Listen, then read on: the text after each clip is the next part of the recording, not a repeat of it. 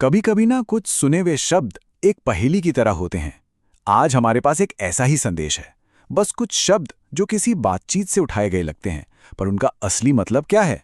चलिए मिलकर पता लगाते हैं। बस यही है वो पूरा का पूरा संदेश। ऐसा लगता है जैसे किसी बातचीत का एक टुकड़ा बीच में ही रिकॉर्ड हो गया हो। इसमें ड्रामा है, कंफ्यूजन है और एक अधूरापन भी। ये शब्द आखिर कहे किसने और क्यों? आइए इस पहेली की परतों को एक एक करके खोलते हैं। इस एक वाक्य को समझने के लिए हम इसके हर हिस्से को तोड़कर देखेंगे। ये जानने की कोशिश करेंगे कि कैसे बिना किसी बैकग्राउंड के किसी भी बातचीत का मतलब पूरी तरह बदल सकता है। तो शुरुआत होती है एक सीधी चेतावनी से। यही वो हिस्सा है जो बातचीत का टोन और उसका टेंशन सेट करता है। बातचीत की शुरुआत ही एक तरह की रोक से होती है। अरे तुम ये नहीं कर सकते। इसमें एक अर्जेंसी है, एक हड़बड़ी है। किसी को कुछ करने से रोका जा रहा है। पर सवाल यह है कि क्या करने से?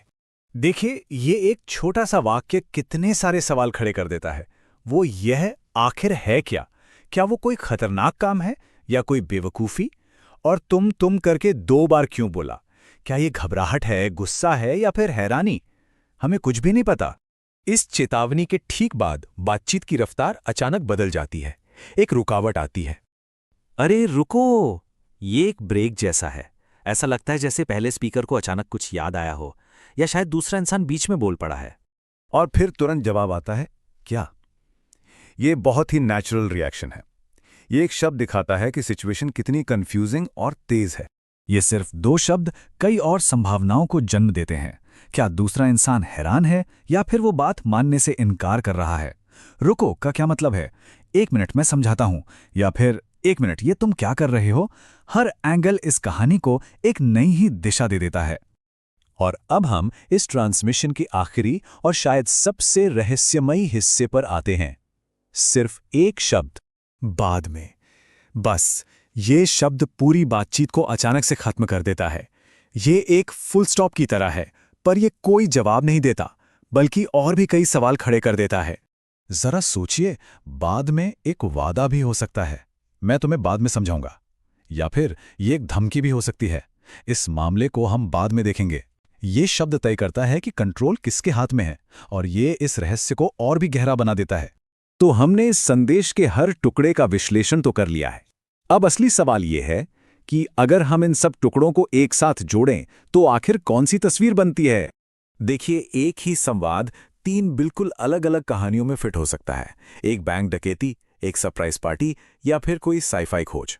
शब्द बिल्कुल वही है, लेकिन हर सिचुएशन में उनका मतलब पूरी तरह से बदल जाता है। और यही बात हमें इस पूरे विश्लेषण के सबसे जरूरी हिस्से पर लाती है, कॉन्टेक्स्ट यानी संदर्भ की शक्ति। हमारा दिमाग ना अपने आप खाली जगहों को भरने की कोशिश करता है, और कॉन्टेक्स्ट ही वो जानकारी है जो इन शब्दों को सही मतलब देती है।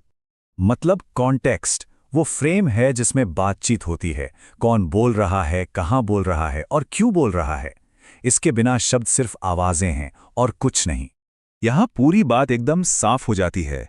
दाईं ओर हमारे पास सिर्फ शब्द हैं, एक अनसुलझी पहेली। और बाईं ओर की जो खाली जगह है ना, वही वो कॉन्टेक्स्ट है जिसकी हमें जरूरत है। उस कॉन्टेक्स्ट के बिना दाईं ओर लिखे शब्द सिर्फ शोर हैं।